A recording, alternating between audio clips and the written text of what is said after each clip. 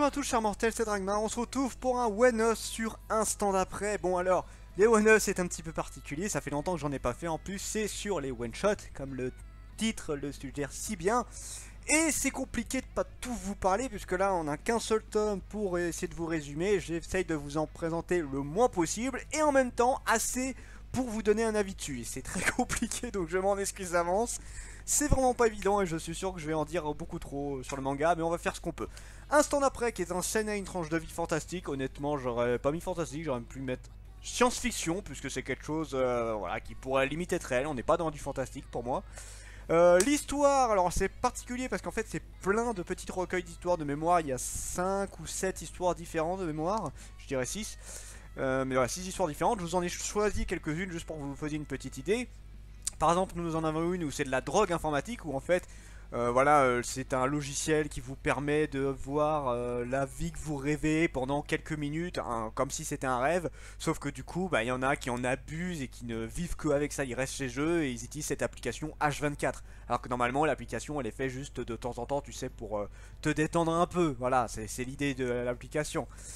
Mais voilà, c'est comme je l'ai dit, ça devient de la drogue pour certains. Cette histoire parle tout autour de ça. Ensuite, on a une application de rencontre avec la meilleure affinité. Ceux qui ont vu Black Mirror, ça doit falloir parler un petit peu. On est à peu près dans la même idée où, genre, en fait, ça calcule tous les profils qu'il peut avoir, ceux qui sont le plus liés par rapport à l'ADN, avec genre ceux qui s'entendraient le mieux, si on ont le plus de passion en commun avec toi, ce genre de truc là. C'est un peu comme on a maintenant, mais en beaucoup plus poussé, et c'est censé trouver ton partenaire idéal. Voilà, techniquement c'est ça, sauf que du coup, bah, il n'y a plus vraiment d'amour, t'es vraiment en mode, bah voilà, je suis l'application, et est-ce que c'est la bonne personne? Je m'en fous, l'application me dit que c'est le bon. Ça tourne un petit peu dans cette idée là. La troisième, enfin, encore une fois c'est au pif, hein, c'est pas pris dans l'ordre, hein. Immeuble là qui garde avec une garde totale de l'enfant. Donc en fait là c'est une jeune mère qui va travailler. Son enfant c'est tout simplement voilà, bah, elle peut pas s'en occuper. Elle veut travailler à fond pour avoir de bons revenus. Et du coup, bah, dans l'immeuble, il y a une sorte de petite garderie, enfin une très bonne garderie qui s'occupe d'aller chercher l'enfant dans l'appartement, qui s'occupe de lui faire à manger, lui faire un bain. Voilà, c'est vraiment une garde à domicile, mais à l'extrême, la mère peut surveiller l'appartement via des caméras, elle peut discuter avec son enfant, il y a même une sorte d'application qui permet de discuter avec son chat. Oui, en fait, l'application permet de comprendre ce que te dit ton chat, et du coup, bah, le gamin, il discute avec le chat, tout ça, et voilà, même à un moment, il regardait l'historique des discussions avec elle, on voyait que le gamin, bah, il était quand même triste que la mère ne soit pas là. Voilà, c'est des inventions en fait qui sont pas si infaisables que ça. On s'en rapproche déjà de l'application, bah on est à peu près dans cette idée là, mais là on est un peu plus poussé. Ça se trouve un jour on aura ça. Le truc de surveillance c'est pareil, c'est pas quelque chose quelque chose d'irréalisable. Ah, peut-être le truc de comprendre ce que dit ton chat, et ça se trouve on y arrivera un jour. La drogue informatique, ça existe déjà en quelque sorte. Donc voilà, je vous ai pris les histoires les plus réalistes. Il y en a qui sont un peu plus what the fuck. Mais voilà, c'est le genre de trucs qu'on pourrait avoir. Et le manga va parler principalement de ça. Comment dire, des créations de l'homme, que ce soit en informatique, en application. On dirait que c'est la même chose. Voilà, des créations de l'homme qui nous bouffent réellement notre vie. On en dépend à fond et le manga tourne tout autour de ça. Et c'est plutôt sympa, c'est plutôt bien amené. Donc j'ai bien aimé. Pour un one shot, c'est sympa. Alors ça aurait été une histoire, je pense que ça aurait été assez compliqué. Là, le fait que ça a été fait en mini-histoire, c'est plutôt pas mal. Donc non, franchement, j'ai pas mal aimé.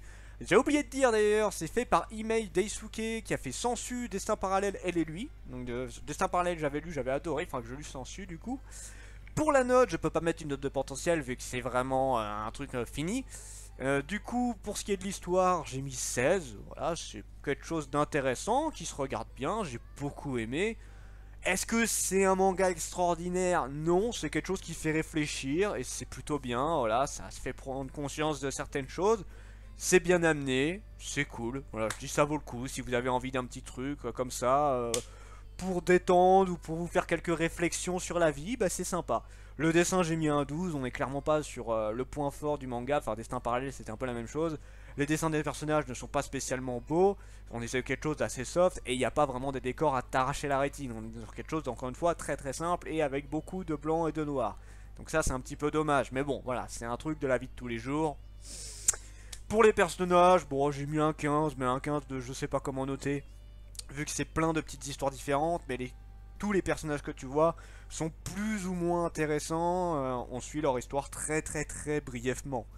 Donc voilà, c'était un résumé très simple, hein, comme je vous l'ai dit, je ne peux pas trop en raconter, donc c'est un peu compliqué, je peux pas spéculer sur ce qui va se passer, les Wenos c'est un peu plus particulier pour en parler. Mais un instant après, ça a été une bonne découverte, et bah, j'espère que l'auteur continuera à faire d'autres petites histoires, puisque même si j'en ai lu que deux pour l'instant, j'apprécie énormément son style, et j'attends d'autres mangas de sa part. C'était Drangmar, et je vous dis à la prochaine, chers mortels.